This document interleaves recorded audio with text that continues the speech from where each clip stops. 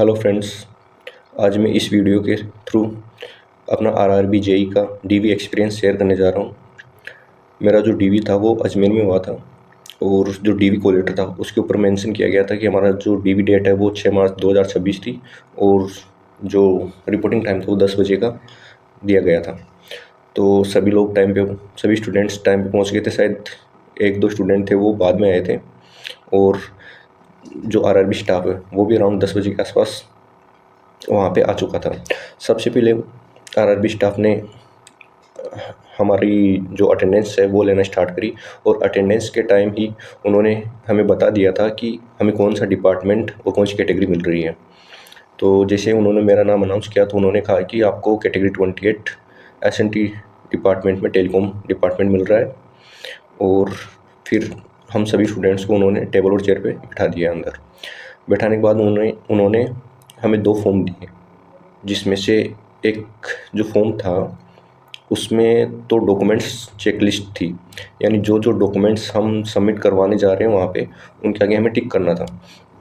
और जो सेकंड जो फॉर्म था वो जो हमारे को कैटेगरी अलॉट हुई है उस कैटेगरी से रिलेटेड था, जिसके अंदर हमें हमारा सबसे पहले रोल नंबर मेंशन करना था, फिर हमारा नाम, father name, date of birth और जो कैटेगरी वगैरह ओबीसी, जनरल, एससी एसटी वगैरह वो सब मेंशन करना था।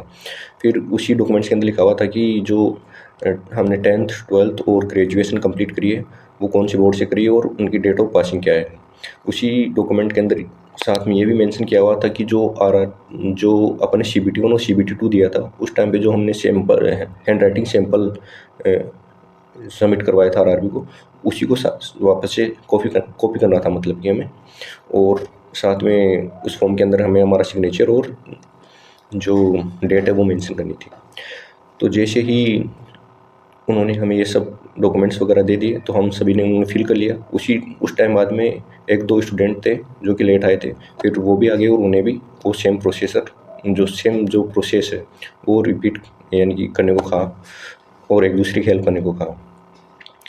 तो जो 6 तारीख थी उसको हमारा टोटल 16 स्टूडेंट्स का डीवी था, जिसके अंदर टोटल 14 स्टूडेंट्स प्रेजेंट थे और 2 कैंडिडेट्स थे वो एब्सेंट थे।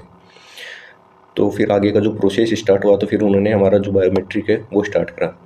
अराउंड 11 बजे के आसपास उन्होंने हमारा बायोमेट्रिक स्टार्ट किया। बायोमेट्रिक स्टार्ट करने के बाद में उन्होंने हमें बायोमेट्रिक के साथ एक जो बैंड है वो पहना दिया था हाथों में। और फिर हमें बताया गया कि जैसे जैसे हमारा जो नाम था उसके अकॉर्डिंग हमें एक एक को बुलाया गया। फिर एक एक को अंदर बुलाया और फिर जो हमने जो डॉक्यूमेंट्स लिए थे उनको यानी कि अच्छी तरह से सेल्फ अटेस्ट उनको प्रॉपर वे में सेल्फ अटेस्ट करने को कहा गया और सभी कैंडिडेट्स ने वो सारी चीज़ें कर ली। फिर जो वहाँ पे उस टाइम पे 2 कैंडिडेट्स ऐसे थे जिनको एनओसी का इशू आ गया था। एक कैंडिडेट थे जो पहले से रेलवे में कार्य कर रहे थे और उनको एनओसी नहीं मिली थी, और एक जो लड़की लास्ट में आई थी वो शायद अपने राजस्थान में ही RVUNL या फिर JVUNL के अंदर जेई पोस्ट पे काम कर रही थी और उन्होंने भी अपना एनओसी नहीं लेके आई थी। तो उन 2 कैंडिडेट्स को वापस भेज दिया गया कि पहले आप अपना एनओसी लेके आओ और फिर उसके बाद में आपका डीवी और मेडिकल है वो कंप्लीट होगा। और उन्हें लगभग 10 दिन का टाइम दिया गया कि आप 10 दिन के अंदर अपना एनओसी लेके आओ और फिर बाकी का जो प्रोसेस है वो स्टार्ट होगा। जो रिमेनिंग हम 12 स्टूडेंट्स थे, तो जो बाद में जो प्रोसेस है वो हमारा 12 स्टूडेंट का वो स्टार्ट हुआ। फिर इसी दौरान लगभग 1 बज गए थे तो उन्होंने हमें कहा कि आप लंच करके आ जाओ।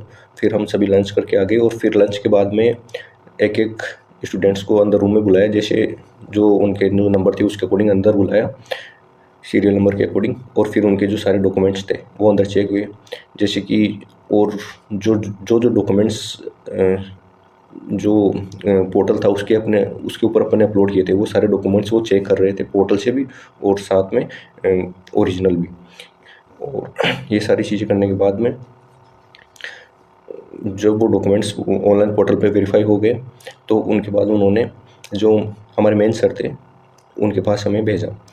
मेन सर के पास जब हम सभी लोग गए तो उन्होंने फिर से वापस वही जो डॉक्यूमेंट्स उन सभी को वेरीफाई किया और सर काफ़ी कोऑपरेटिव थे वो, काफ़ी सारी चीज़ें पूछ रहे थे, कहाँ से हो, पहले कोई जॉब करते हो, नहीं करते वगैरह, ये वो कि आप, तो ये सारी चीज़ें थी। यानी कि जो स्टाफ था ओवरऑल आरआरबी अजमेर का वो कोऑपरेटिव था, कोई इशू नहीं था।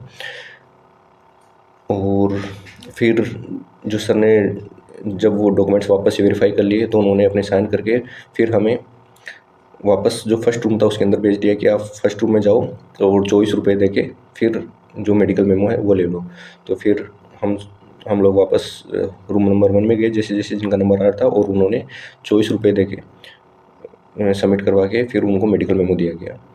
और यही नॉर्मल प्रोसेस था। उसके बाद में जो मेडिकल मेमो मिल गया तो फिर जो हॉस्पिटल से जो डॉक्टर थे, जो स्टाफ था वो आए थे और उन्होंने फिर वो मेडिकल मेमो लेके उस पर हमारा साइन और फोटो वगैरह चिपका दिए थे। ये सारी चीज़ें हुई थी।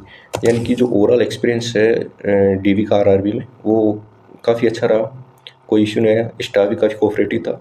इसमें जो 2-3 चीज़ें जो आपको यानी कि ध्यान रखनी वो ये है कि अगर आप पहले से किसी जॉब में हो तो आपको एनओसी लेके जाना है, नहीं तो फिर आपको वापस भेज देते हैं कि पहले एनओसी लेके आओ, फिर उसी के बाद में आपका डीवी और जो मेडिकल है वो हो पाएगा।